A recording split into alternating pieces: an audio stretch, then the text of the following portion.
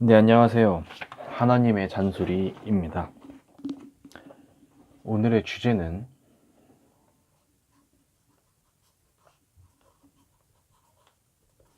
편함입니다. 주말이라서 이제 배우자와 함께 마트에 장을 보러 갔습니다. 교통사고 때문에 제 기존 차가 폐차가 됐거든요. 그래서 장바구니를 들쳐메고 길을 나섰습니다. 약 20분 정도 걸려서 마트에 도착을 했습니다. 이것저것 먹을 것들, 생필품 등 여러 가지를 잔뜩 사서 그 마트 계산대 위에 이제 계산을 하기 위해서 올려놨죠. 그 산 물건들을 이제 계산대 위에 이렇게 하나하나 올려 꺼내 놓는데 이런 생각이 드는 거예요. 왜 굳이 이것들을 불편하게 다시 다 꺼내놔야 되지? 왜냐면 예전에 제가 뉴스를 보다가 이제 쇼핑 카트에 이제 여러 가지 장 본 물건들을 이렇게 담잖아요. 이제 어떤 스캐너가 달린 이곳을 이 장바구니가 그냥 지나가기만 하면 일일이 이렇게 꺼내놓지 않아도 알아서 다 스캔으로 돼서 물품들이 계산이 되는 이런 기술을 이제 개발 중이라고 제가 뉴스에서 들었던 기억이 났거든요. 근데 아직까지 왜 이게 도입이 안 됐을까? 계속 이제 이런 생각을 하고 있었습니다.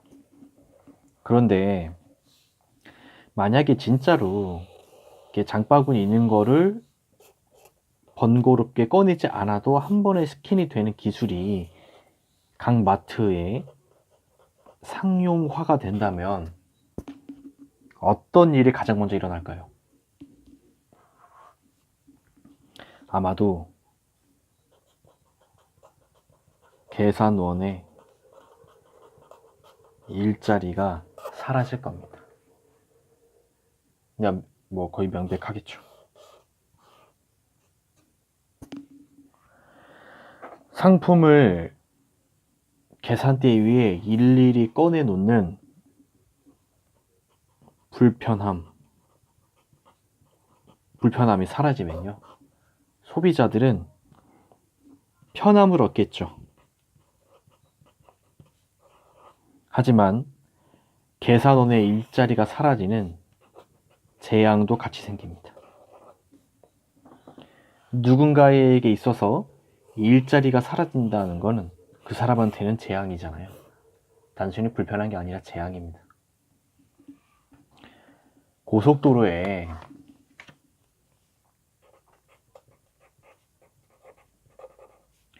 하이패스가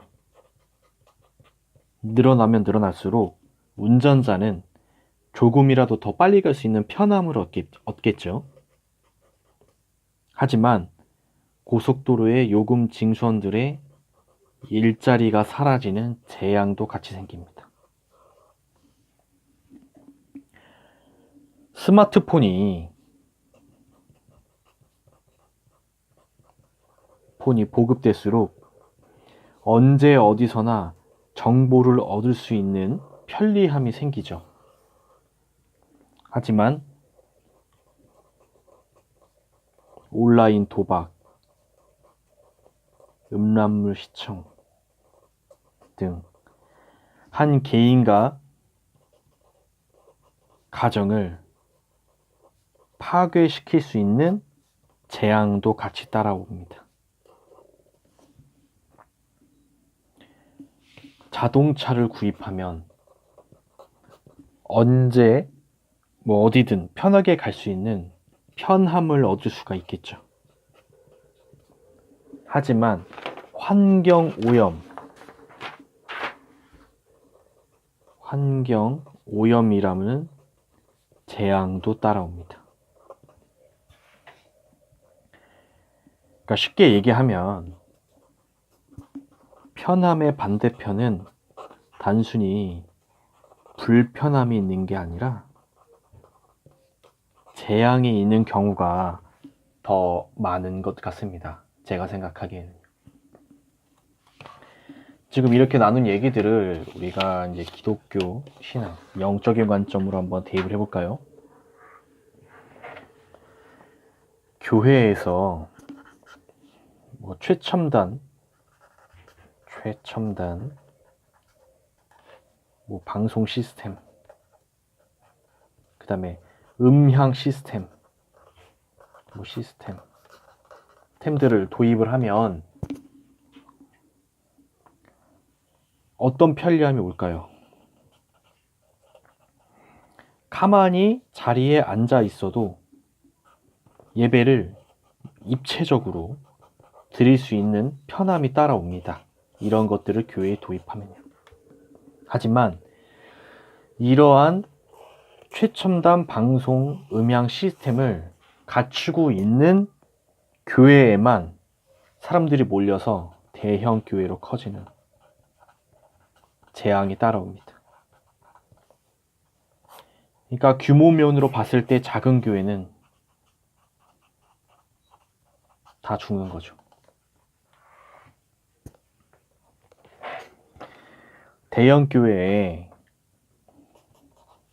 몇만 명이 몰려서 이런 최첨단 시설로 예배를 드리고요. 예배 후에 내가 주차한 차량이 다른 차량들과 출구에서 몰려서 빠져나가는 시간이 지연되는 것이 싫어서 말씀이 끝나기도 전에 빠져나가는 재앙이 펼쳐지고 있죠. 예배를 정말 온 마음과 진심으로 드리는 자가 아니라 예배를 그냥 보고 오는 자가 되죠.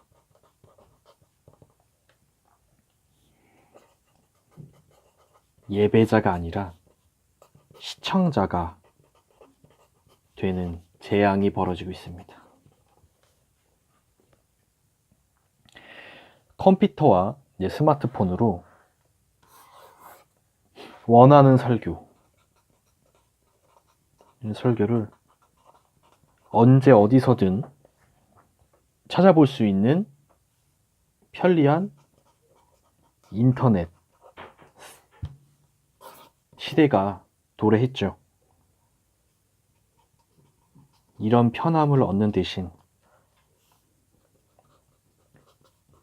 내 귀에 듣기 좋은 설교만 골라 듣고 듣기 좋은 설교만 하는 교회를 찾아다니는 재앙이 펼쳐지기 시작했습니다.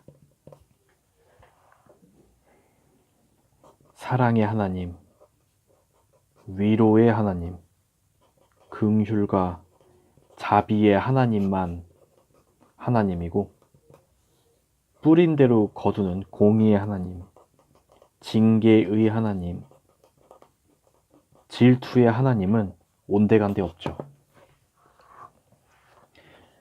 그냥 대충 그냥 일요일에 그냥 교회만 나가서 얼굴 도장 찍으면 대충 또 죄 짓고 살아도 대충 하루를 살아도 하나님은 사랑과 위로와 긍휼과 자비 하나님이니까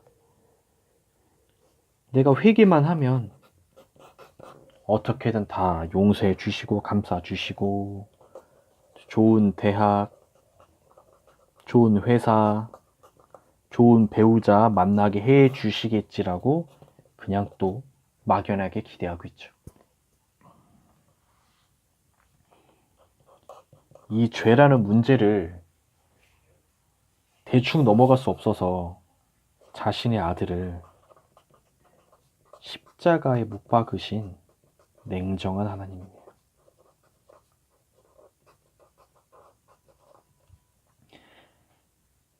이 아들도 죄 때문에 십자가에 박으신 냉정한 하나님이 우리의 죄를 그냥 넘어가신다고요? 이 죄를 짓는 순간 갑자기 번개가 내리치는 건 아니죠. 우리가 짓는 죄들이 죄를 짓자마자 당장에 뭐 죄의 결과가 나타나지 않지만 언젠간 반드시 결과는 남게 되어 있습니다. 하나님의 사전엔 대충은 없죠. 이 죄는 용서하여 주시겠지만 그 결과는 반드시 남습니다. 한 가지 예를 들어 볼게요. 다윗이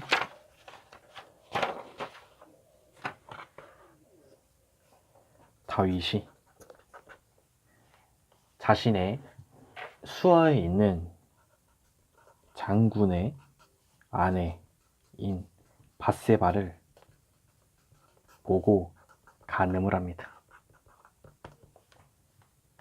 간통죄를 저지른 거죠. 그리고 그 여자는 임신을 하게 됩니다. 이 사실을 숨기기 위해서 이 장군을 다윗은 전쟁의 최전방으로 보냅니다. 그리고 결국 죽게 만들죠. 그리고 이 여자를 자신의 아내로 받아들입니다. 겉으로 볼 때는 굉장히 그림이 멋있지 않으세요? 과부가 된 한 여자를 한 나라의 왕이 아내로 취하는 굉장히 긍휼을 베푼 사건으로 다윗은 포장을 합니다. 이 착한 왕의 코스프레를 아주 완전 범죄를 저지릅니다. 하지만 사람의 눈은 피해도 하나님은 속일 수가 없죠. 하나님은 대충이 없으시니까요. 이때 임신한 아이를 하나님이 죽이십니다. 대충은 없으시니까요. 하나님은 이 다윗을 성경에 대표적으로 뭐라고 표현하셨습니까? 내 마음에 합한 자라고 성경에서 말씀하셨습니다. 내 마음에 합한 자라고 하더라도 하나님은 이 죄를 그냥 절대로 넘어가실 수가 없습니다. 결국 이 아이를 죽게 만드시죠.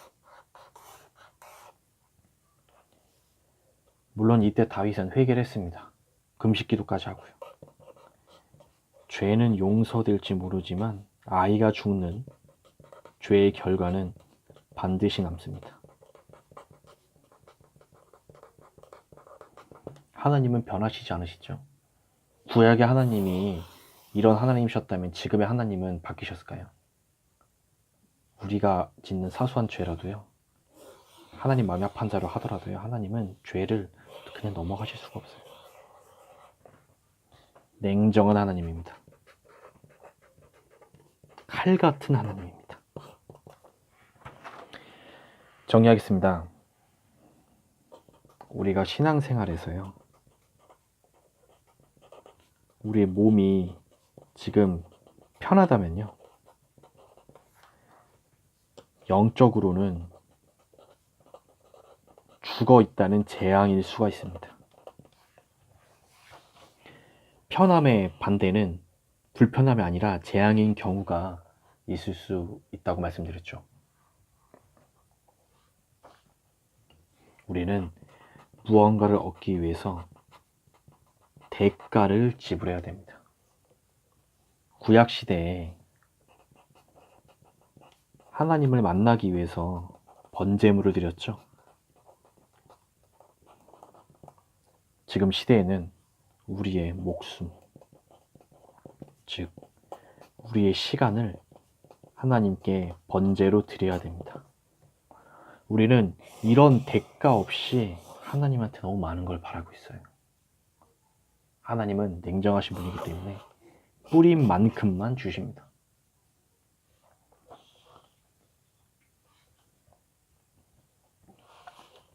우리는 공의의 하나님을 기억해야 될 것입니다.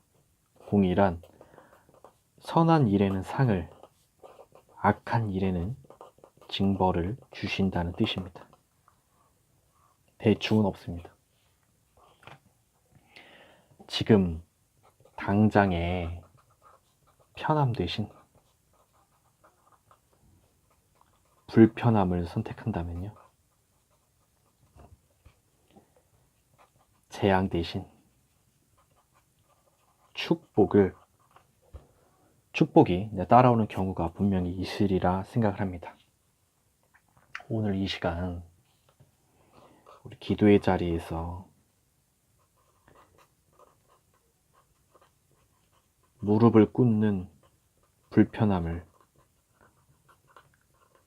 취해서 영적인 축복, 이 영적인 축복을 재앙 대신 가져가는 귀한 역사가 일어나길 진심으로 기원하겠습니다. 네, 오늘의 하나님의 잔소리였습니다.